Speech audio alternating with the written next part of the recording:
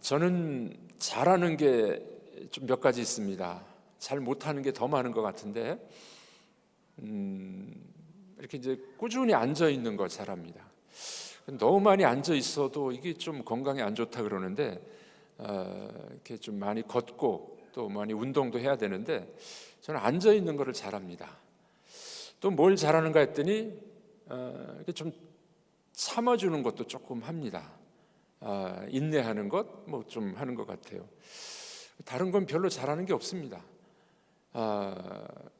또 한 가지 좀 이야기하라면은, 이 은사, 저에게 주신 은사라고 좀 생각하는데, 이상하게 손님이 오든지 누가 오면은 뭘 줄까 하는 생각이 자꾸 들어요.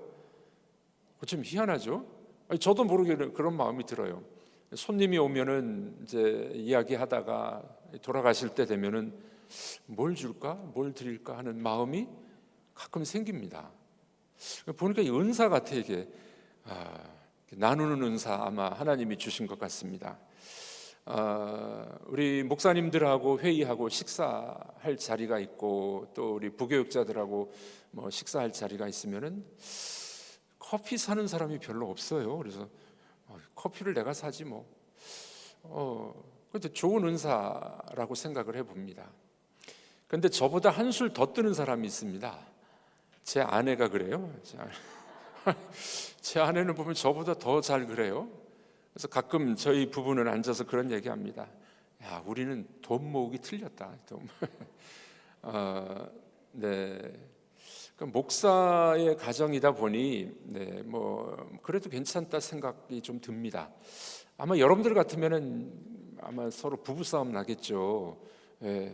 하여간 하나님이 주신 은사지 않겠나 싶은 생각이 좀 듭니다. 여러분들은 어떤 은사가 있으십니까? 어떤 사람은 들어가면 안 나오는 사람이 있어요. 예. 자기만 위해서 살아가는 사람이 있고, 자기 자녀들만 위해서 베푸는 사람들이 있습니다.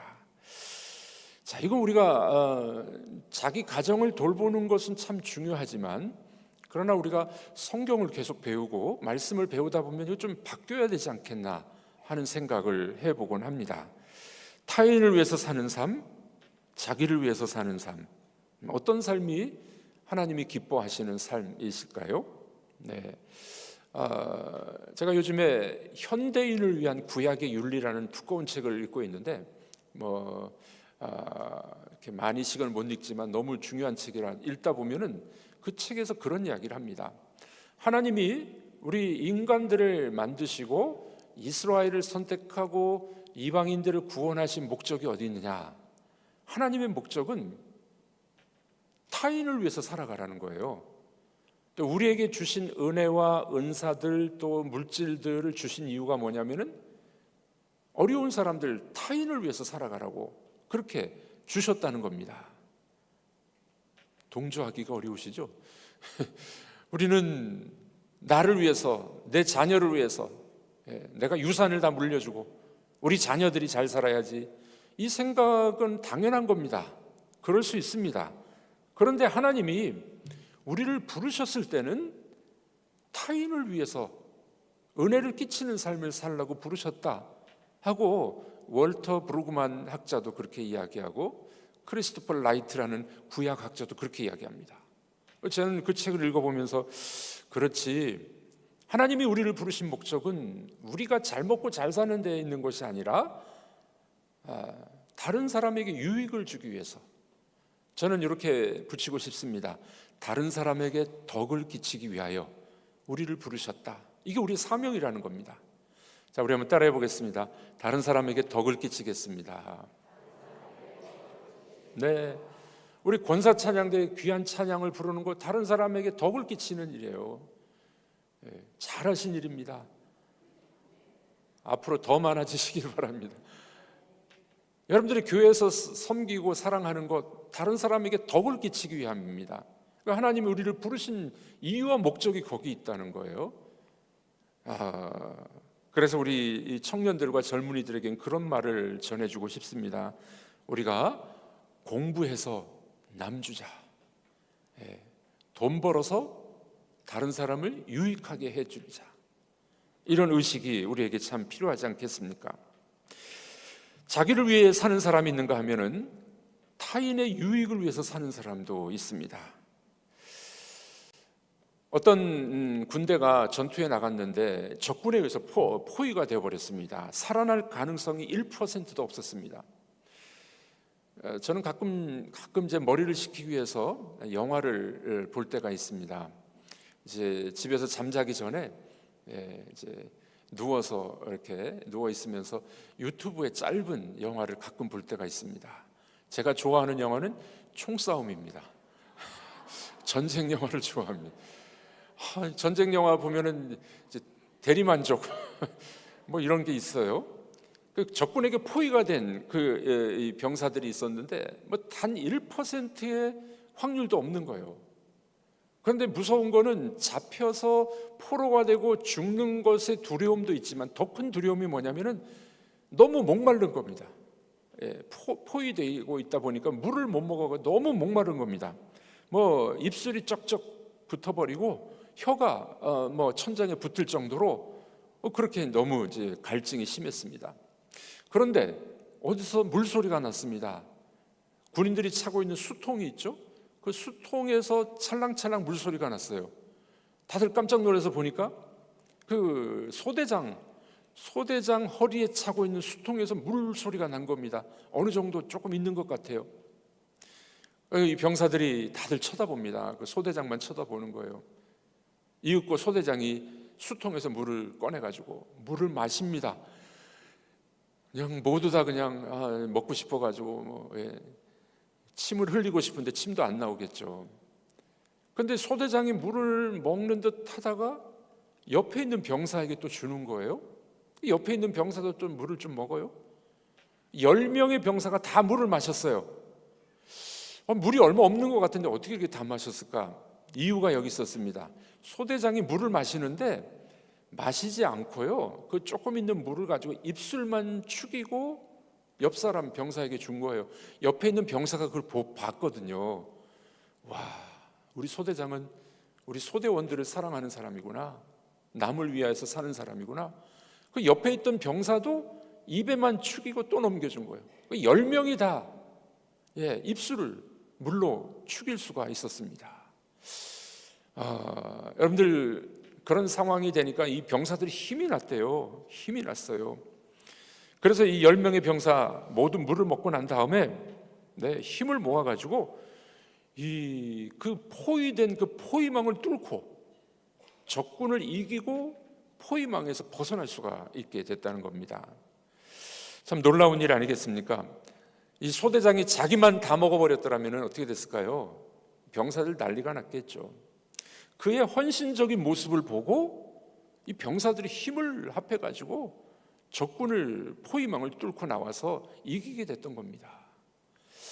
자기만 위해서 사는 삶과 타인을 위해서 사는 삶의 차이점이 얼마나 놀라운 일이 벌어지게 된 것입니까? 오늘 본문에서 예수님께서는 우리 그리스도인이 가져야 될 삶의 태도, 삶의 목적을 우리에게 잘 보여주고 계십니다. 우리 그리스도인들의 삶의 목적은 타인을 섬기는 데 있습니다. 자, 우리 한번 따라해 보겠습니다. 그리스도인의 삶의 목적은 타인을 섬기는 데 있습니다. 타인을 섬기는 데 있습니다. 믿으십니까? 네, 예수님이 그걸 보여주시는 거예요. 자, 그런데 오늘 본문의 제자들의 모습을 보니 이 자기 삶의 목적이 자기 자신만을 위한 사람들이 몇 명 있었어요. 사람이 참 사람 노릇하기가 얼마나 시간이 많이 걸립니까? 제자들이 지금 예수님을 3년이나 따라다녔는데 아직도 이기적인 거예요. 자기만. 철이 들기가 너무 어려웠었습니다. 그 유명한 유머가 있지 않습니까? 사람의 몸무게가 언제 제일 무거울까요? 철들 때. 철들 때가 무게가 제일 무거워요. 제 아내가 저보다 철이 먼저 들었습니다. 허리 수술을 하는 바람에.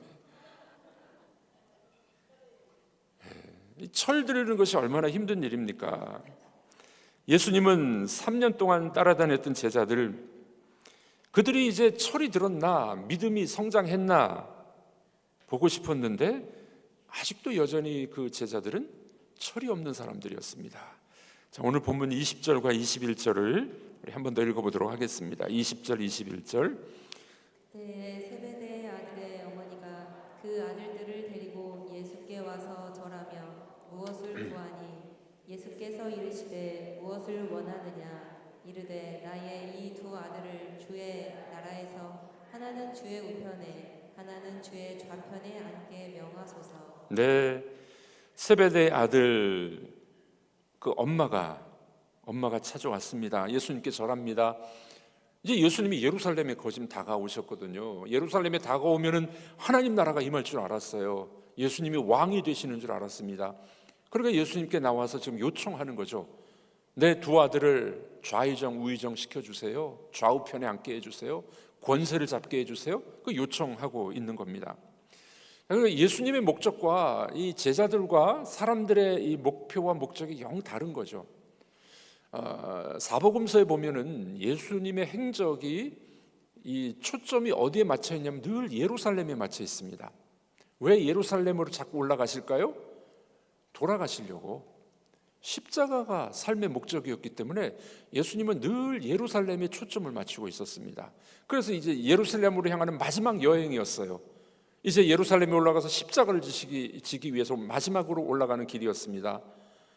그런데 제자들과 세베대의 아들의 어머니, 세베대의 부인이죠, 철이 안 드는 거예요. 예수님이 왜 오셨는지도 잘 모르는 겁니다. 정치적으로 왕이 되고 통치하게 되면은 우리 아들들을 좌우편에 앉게 해주세요, 이렇게 부탁을 하고 있는 겁니다. 남자 나이 40, 50 정도가 되면은 이 명예욕이 생긴답니다. 이제 기반이 좀 잡히고 뭐 돈도 좀 있고 이러다 보면은 그 다음에 찾아오는 건 명예욕이에요. 명예욕. 명예욕은 어찌 보면은 인간이 갖고 있는 가장 기본적인 욕구 중에 하나일 수도 있습니다. 그런데 이 명예욕이 잘못되면은 사람이 추하게 되죠. 명예를 쫓다가 아주 추악한 모습으로 타락하는 것을 우리는 보고 있지 않습니까? 십자가의 길 죽으러 올라가시는데 제자들의 질문은 터무니없는 것이었습니다. 주의 나라가 임할 때, 영광 중에 임할 때 나를 좌우편에 앉게 해 주옵소서. 이 제자들이 좀 그렇게 말할 이유도 좀 있었죠. 예수님 3년 동안 따라다니면서 그들도 고생을 했습니다. 예수님이 또 야고보와 요한과 베드로 3명만 또 이렇게 데리고 다니셨잖아요. 변화산에도 올라갔습니다. 어떤 중요한 사건에 3명을 함께 데리고 다니셨습니다. 그러다 보니까 요한과 야고보는 자기들이 특별한 사람인 줄 알게 됩니다. 예수님이 야고보와 요한에게 별명을 주셨죠. 어떤 별명입니까? 보아너게다. 이 보아너게라는 말은 우레의 아들이에요. 우레의 아들. 요한의 성격이 불과 같았던 것 같아요. 그래서 이 우레의 아들 보아너게라는 별명도 주십니다. 그들의 마음속에는 우쭐한 마음이 충분히 있었을 겁니다. 자, 그런데 문제는 이 두 사람, 베드로 또 3사람에게만 있었을까요? 아닙니다. 우리가 잘 알고 있듯이 이들이 그런 요청을 하자 나머지 10명의 제자들이 뭐라고 이야기합니까? 24절, 우리 24절 읽어보겠습니다. 10 제자가 듣고 그 두 형제에 대하여 분이 여기거늘. 무슨 말입니까? 야, 니들만 좌의정 우의정하면 우리는 어떻게 하란 말이야? 열받은 거예요, 열받은 거. 자, 그러니까 야고보 요한만 문제가 아니라 10명도 똑같다는 거예요. 예수님이 돌아가시는 것도 모르고 자기들의 영광만을 취하는 그들의 모습이 아주 적나라하게 표현되고 있지 않습니까? 마태복음을 기록한 마태가 자기도 그랬거든요. 마태도 그랬거든요. 10명의 제자도 똑같은 사람들이에요. 똑같은 사람들. 화를 내면서 대들었던 겁니다. 아마도 권력은 그렇게 좋은 것인 것 같습니다. 니체라는 철학자가 이런 말을 했어요. 인간 존재의 본질은 권력에 대한 의지이다. 권력에 대한 의지다. 네. 우리 인간관계를 따져보면 늘 이제 그런 걸 많이 따지잖아요. 우리 한국 사람들은 특히 만나면 제일 궁금한 게 있습니다. 모르는 사람 만나면 뭐 먼저 물어봅니까? 몇 년생이냐고. 누가 언니고 누가 동생이고 누가 형님인지 몇 년생이냐 물어봅니다. 또 물어보는 건 이제 고향이 어디냐고 물어봅니다. 이 몇 년생이라고 물어보는 이유가 어디 있을까요? 서열을 따지려고 하는 거죠. 내가 더 위라는 거예요. 그러면 동양 문화권에서는 뭐 그렇게 가능한 이야기가 됩니다. 어찌 보면 우리 이 인간 세상 속에는 늘 권력의 욕구가 있는 것 같습니다. 부부간의 갈등, 누가 우위에 있느냐, 고부간의 관계 갈등, 누가 지배하느냐, 이런 권력의 의지가 있는 건 사실입니다. 직장에서도 교회에서도 이런 권력의 갈등은 있을 수가 있습니다. 그것은 나를 위해서 살려고 하는 사람은 늘 권력의 권세와 권력을 추구하는 그런 모습이 있지 않겠습니까? 자, 그런데 이런 제자들을 향해서 예수님께서는 삶의 목적이 좀 달라야 돼. 어떤 목적으로 살아가야 되는지 아냐? 타인을 위해서 살아가야 돼. 이렇게 말씀해 주고 있습니다. 자, 예수님이 이 말씀을 듣고 난 다음에, 이 말을 듣고 난 다음에 기가 막혔겠죠. 그동안 예수님이 십자가 사건을 2번이나 이야기했어요. 인자가 십자가를 져야 된다. 3일 만에 부활할 거야. 2번이나 말씀하셨거든요. 제자들 귀에는 안 들려요. 사람들이 희한하죠. 그렇게 많이 말을 해도요, 마음에 관심이 없으면 안 들려요. 지난주가 우리 투표했던가요? 우리 김도영 목사님이 마이크를 대고 그냥 뭐 장로님들은 5명에서 7명 찍어야 됩니다. 그리고 권사님들, 안수 집사님들은 마음에 안 맞는 사람만 엑스표 하는 겁니다. 막 노래를 막 부르시더라고요. 막 노래를 불렀어. 제가 제 방에서 듣고 있다 보니까 어디 밖에 거기 고기 파는 아저씨가 막 하는 것처럼 계속 하더라고요. 그렇게 많이 말씀했는데도 놀랍게도 모든 권사 후보에 다 X표 못 알아들은 거예요. 잘못했다는 말이 아니라 관심이 없으면 안 들리게 돼 있어요. 관심이 없으면 안 들려요. 여러분, 우리 광고를 아무리 해도요, 목사님이 그런 말 했느냐고 자기가 마음이 없고 관심이 없으면 안 들리게 돼 있습니다. 제자들이 똑같았어요. 제자들도 예수님이 2번이나 나 십자가 지고 죽고 부활할 거야, 3일 만에 부활할 거야 말씀했는데도 안 들린 겁니다. 그들의 온통 관심은 권력, 하나님 나라가 임하면 우측 좌측에 앉는 것, 여기 관심이 있다 보니까 안 들리는 거예요. 안 들려요. 그래서 예수님이 다시 3번째 십자가 이야기를 또 합니다. 오늘 본문에 보면 22절, 23절 우리 읽어보도록 하겠습니다. 예수께서 대답하여 이르시되 너희는 너희가 구하는 것을 알지 못하는도다. 내가 마시려는 잔을 너희가 마실 수 있느냐? 그들이 말하되 할 수 있나이다.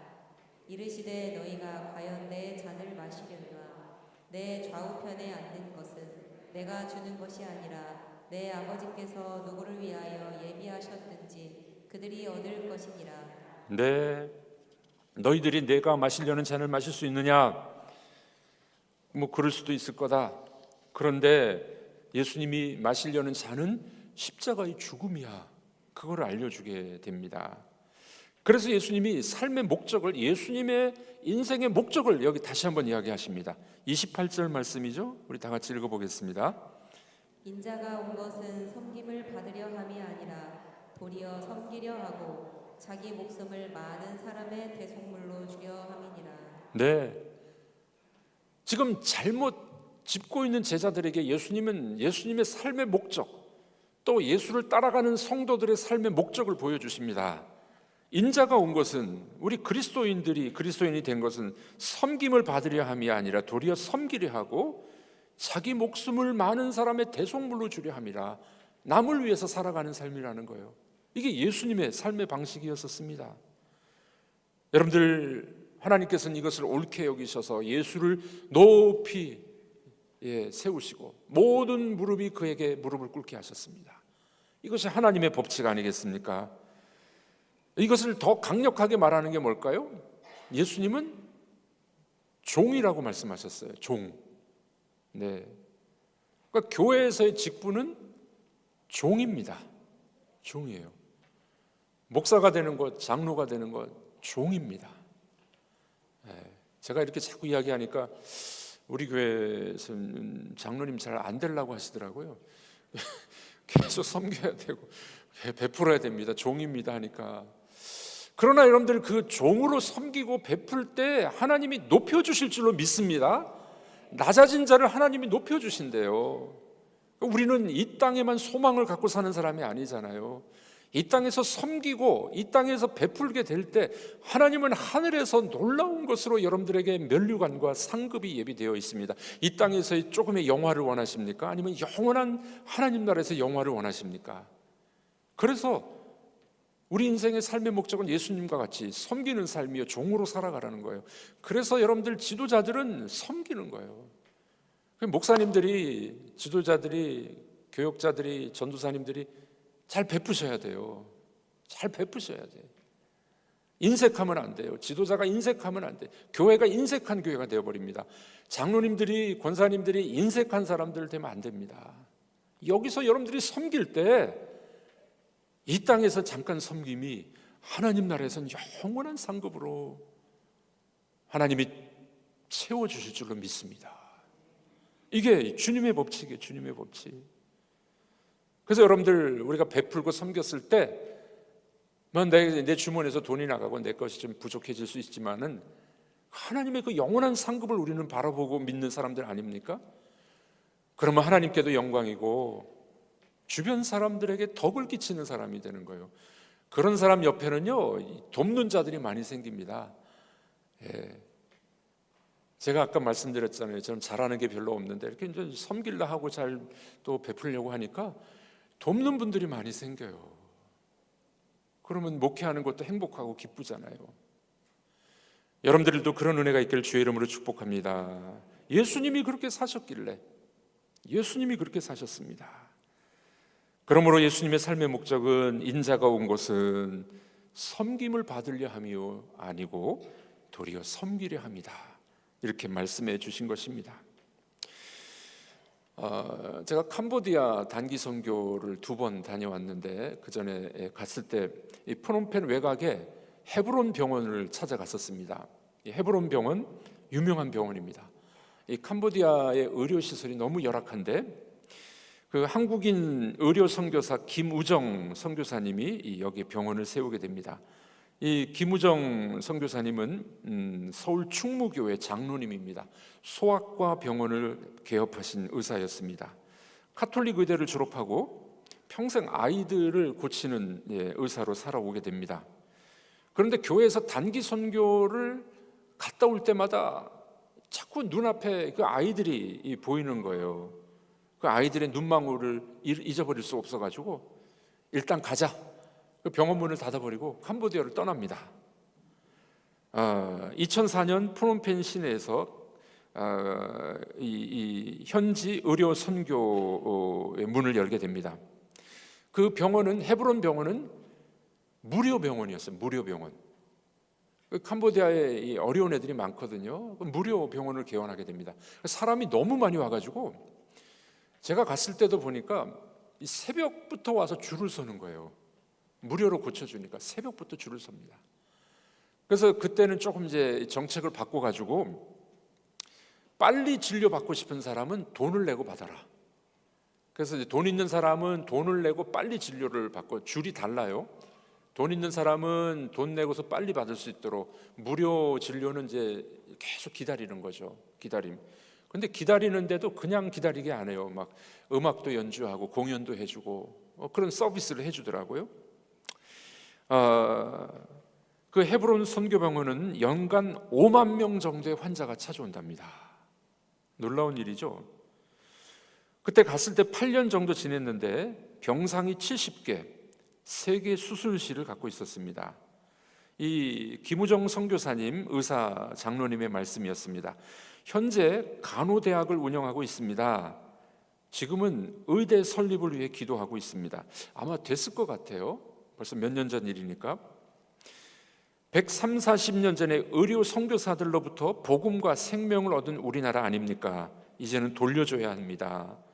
15년 안에 모든 걸 만들고 현지인들에게 다 맡기고 저는 가방 하나 들고 훌훌 떠날 겁니다. 와, 멋진 사람 아닙니까? 정말 멋진 장로님이십니다. 그가 서울에서 잘 나가는 소아과 병원을 닫고 캄보디아에 들어가서 병원을 세우고 아이들을 고치고 연간 5만 명을 고쳤던 이유가 뭡니까? 예수님처럼 섬기는 삶입니다. 여러분들, 우리들의 삶의 목표가 어디 있습니까? 우리는 나가는 선교사가 못 된다 할지라도 우리가 살고 있는 현장 속에 직장과 가정과 우리의 삶의 현장 속에서 섬기는 삶이 되셨으면 좋겠습니다. 타인을 위한 삶, 베푸는 삶. 하나님께서 여러분들을 귀하게 보시고 이 땅에서의 영화가 아니라 영원한 하나님 나라에서 영화, 영원토록 영광스러운 일 우리에게 주실 줄로 믿습니다. 섬기는 사람이 있는가 하면은 섬김을 받으려는 사람이 있습니다. 자기를 위해 사는 사람이 있는가 하면은 타인을 위해 사는 사람이 있습니다. 선택은 각자에게 있습니다. 여러분들은 어떻게 살아가시겠습니까? 기도하겠습니다. 하나님 아버지, 자기를 위해서 살아가는 사람이 있는가 하면 타인을 위해서 살아가는 사람이 있습니다. 우리 주님이 그렇게 사신 줄로 믿습니다. 우리들도 이런 삶을 추구하게 하셔서 이 땅의 영화보다 영원한 하나님 나라의 영광을 보게 하여 주시옵소서. 하나님, 주일날 예배와 말씀을 통하여 힘을 얻고 돌아갑니다. 세상 속에 들어가서 말씀대로 살아가게 하여 주시고 말씀의 능력이 우리를 통해 나타나기를 간절히 기도합니다. 우리 성도들님들의 가정과 생업과 자녀들에게 이런 복을 주시길 원하오며 예수님의 이름으로 기도하옵나이다. 아멘. 이제는 우리 주 예수 그리스도의 은혜와 아버지 하나님의 크신 사랑하심과 성령님의 교통하심이 오늘 말씀을 듣고 자기를 위하여 사는 삶이 아니요 타인에게 덕을 끼치며 주의 영광을 위해서 살아가기를 다짐하며 돌아가는 주의 백성들 머리 위에 이제로부터 영원토록 함께 있을지어다. 아멘.